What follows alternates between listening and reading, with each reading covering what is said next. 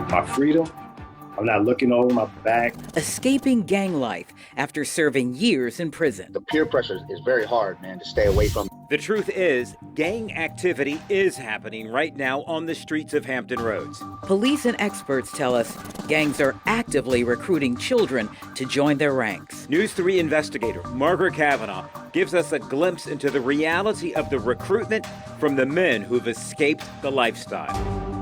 Like the first time I held a gun, it actually gave me a feeling that I couldn't believe. As a teen, Thurston White Jr. says he lived a life of crime. Joining the gang, joining the Blood, joining the Crips or whatever local gang, it just brings a feeling of fulfillment and desire and belonging. A sense of belonging, but at what price? What they don't realize is going to bring them death, destruction, and probably life in prison.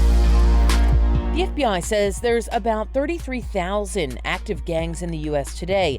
They say many are sophisticated and well organized, using violence to control neighborhoods and make money by robbing, selling drugs and guns, and engaging in prostitution, human trafficking, and fraud. Many also continue to be active from behind bars. During White's time in prison, he met Chris Yarborough, a fighter and former gang member. It was just crazy. Literally, I'd watch 3 and 4 people get jumped in a day's time. Both say to be part of a gang, violence and loyalty are part of the deal. There was things you had to know, things you had to recite, different creeds and different pledges and different laws and stuff that we had to follow in prison. But how does one even become a gang member? The News 3i team uncovered court documents from a gang-related case in Virginia Beach that expose recruiting tactics, which include a promise to be a gang member for life. It reads in part, "I take this oath to be responsible, trustworthy, and militant, for I am a reflection of this hood." It later reads, "Inside every person, there is a blood trying to come out. So recruit at least 10% of the population of your hood." I would hear people in cells, a cell or two over, or maybe in a day room reciting it, and I would hear them reciting the oath. Portsmouth police say a lot of their gangs are considered homegrown, small groups of people who live near each other, involved in anything from petty crime to violent crime, many conflicts beginning on social media. While the recruitment isn't always happening inside schools, it's something districts have to deal with because a gang affiliation isn't something kids leave on the streets. A leader with Virginia Gangs Investigators Association tells me it's difficult to gauge how much gang recruitment is happening in our schools because there's no good way to measure it.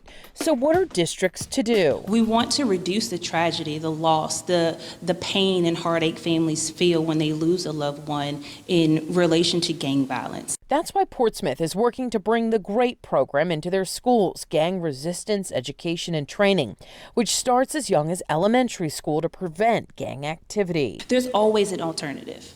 We don't want anyone to think there isn't, because there's always an alternative. And through GREAT, we teach that, whether it be talking to someone like me, your school resource officer, whether it be going to a community counselor, going to a rec center, just talking to someone. For these men, spending an extended time behind bars made them realize they wanted to change. I wrote a plan in prison about what I was going to do, but more importantly, I wrote a plan what I wasn't going to do.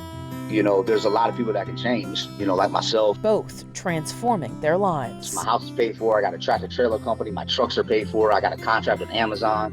This is the first time I've ever done good in my life legally. And I wasn't going to sell dope.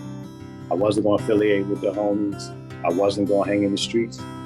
And I just keep putting my foot forward. So it's something like living a life that I never dreamt I could. Now working to share their stories in hopes of helping others. Margaret Kavanaugh, News 3.